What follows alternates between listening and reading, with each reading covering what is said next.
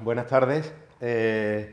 Mi nombre es Javier Aragón, yo soy cirujano y en primer lugar quiero agradecerle a Manolo Mainar su amable invitación a estar aquí con ustedes aportando un granito de arena, mi experiencia en el tratamiento de la diabetes, especialmente en el tratamiento del pie diabético, en el cual llevo 25 años dedicados a intentar salvar las piernas de las personas con diabetes.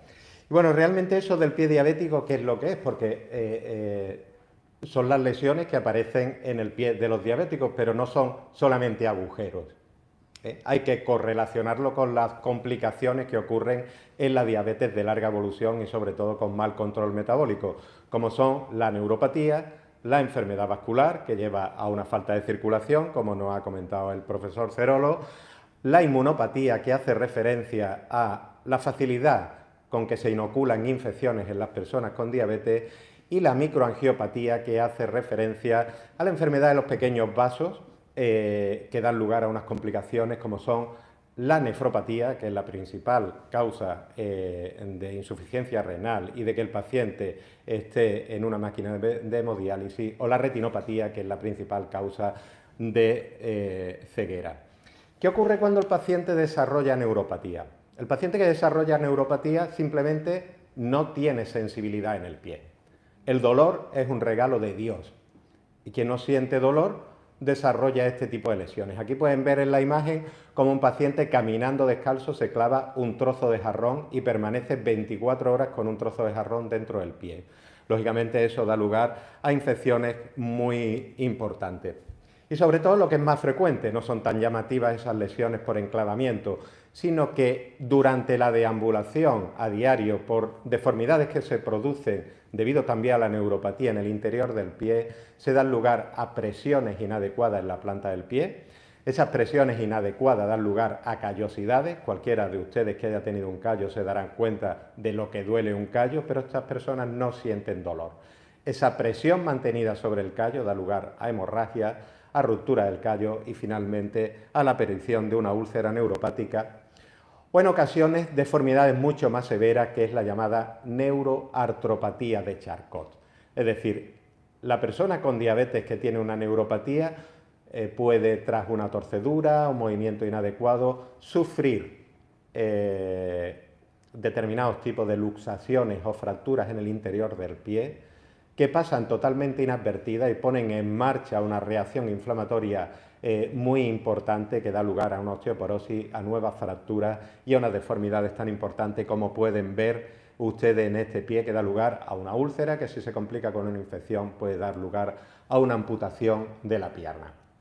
¿Y cuáles son los factores de riesgo del desarrollo de neuropatía? Pues estamos de enhorabuena, porque salvo la duración de la diabetes, que no es modificable, el resto de los factores sí son perfectamente modificables. Aquí pueden ver cómo la hipertensión, el tabaco, aprovecho para decir, tabaco y diabetes son incompatibles, es un auténtico veneno, los cambios en hemoglobina glicosilada, es decir, el control metabólico de la enfermedad, el índice de masa corporal. Ya el profesor Serra nos ha hablado suficientemente de la importancia de la obesidad, pero no solamente en el desarrollo de la diabetes, sino en el desarrollo de complicaciones de la diabetes, como es en este caso la neuropatía diabética o los elevados índices de triglicéridos y de colesterol. Volvemos a hablar de esa dieta mediterránea. El otro factor de riesgo de desarrollar lesiones, la enfermedad arterial periférica. ¿Qué es la enfermedad arterial periférica? No es sino una arteriosclerosis acelerada de las arterias de los miembros inferiores. No solamente de los miembros inferiores, quien tiene arteriosclerosis en las piernas, la tiene en el corazón, la tiene en el cerebro, la tiene en todas las arterias del organismo. Por lo tanto, la enfermedad arterial periférica, ¿qué ocurre? Se produce un estrechamiento de las arterias debido a esa placa de ateroma, que da lugar a una falta de circulación en el pie, y frente a mínimos traumatismos se desarrollan este tipo de lesiones, que son gangrenas de una parte o de la totalidad del pie. La diabetes incrementa notablemente los factores de riesgo de presentar enfermedad arterial periférica. Y volvemos a estar de enhorabuena, porque los factores de desarrollar enfermedad arterial periférica en los pacientes con diabetes, también son perfectamente modificables. Aquí lo pueden ver y fíjense que existe un entrecruzamiento con esos factores de riesgo que también desarrollan la neuropatía, la dislipemia, volvemos al tabaco, la hipertensión, la hiperglucemia y la agregación plaquetaria. Todos ellos con su tratamiento farmacológico para poder modificar y disminuir el riesgo de presentar lesiones. ¿Y cómo se producen las lesiones? Pues miren, este es un artículo clásico en el cual se vio en veteranos de Estados Unidos, el cual el 72% de los pacientes que fueron amputados siguieron este camino. Un traumatismo menor, que fue el uso de un calzado estrecho, el uso de cortaúñas y tijeras, lo que yo le llamo cirugía del cuarto de baño. Tengan en cuenta que estos pacientes, primero, ni se pueden agachar porque están gordos,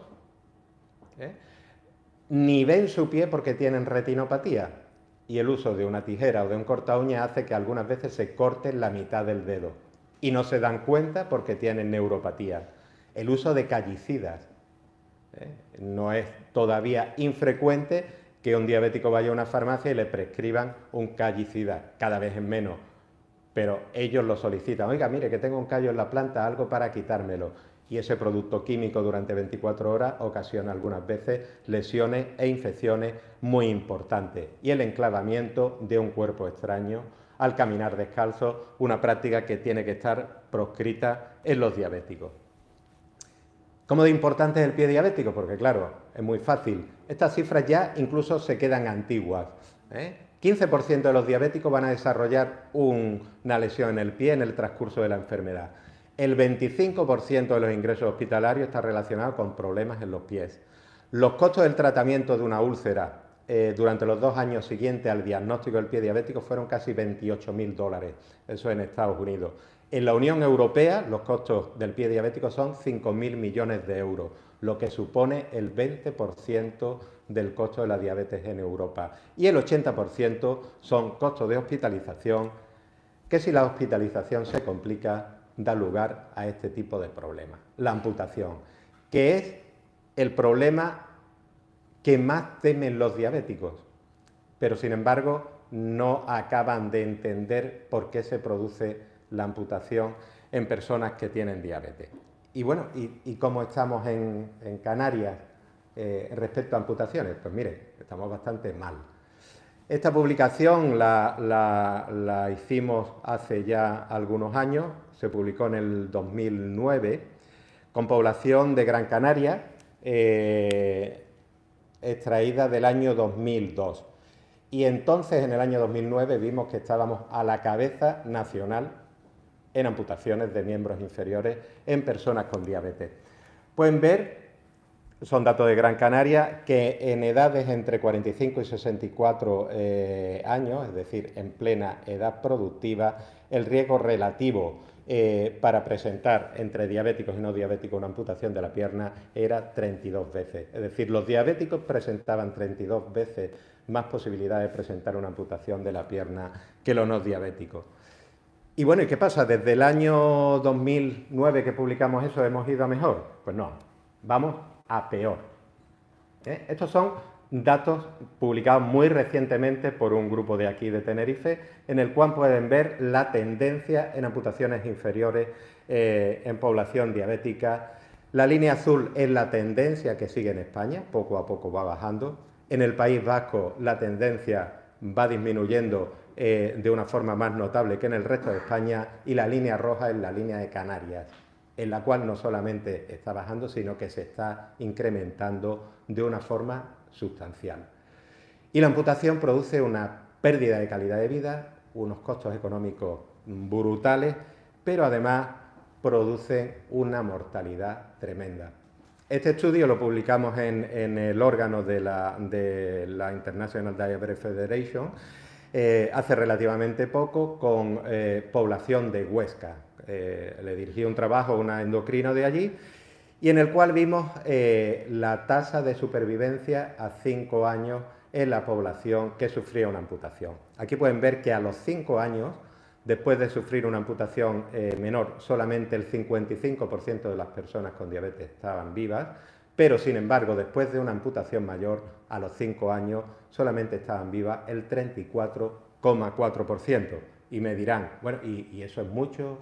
¿Es poco? Porque había una diferencia notable entre amputaciones menores y mayores, como pueden ver en la gráfica. ¿Es mucho? ¿Es poco? Pues bueno, se lo comparo con los tipos más frecuentes de cánceres.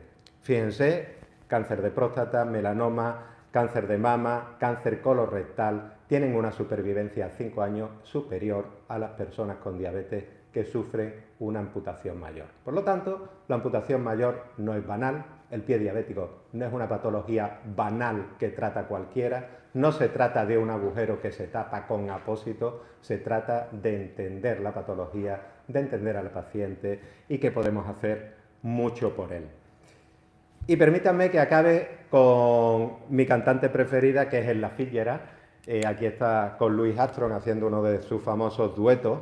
Ella Fitzgerald falleció amputada de las dos piernas por la diabetes.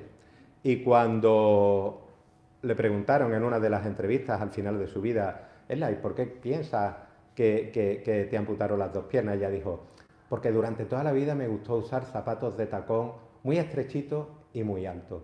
Por lo tanto, ahí está una de las claves para prevenir el pie diabético. Educación, prevención y parte de la educación, parte de la prevención, parte de los agentes sanitarios que tenemos que hacer suficiente por nuestra población diabética. Muchísimas gracias.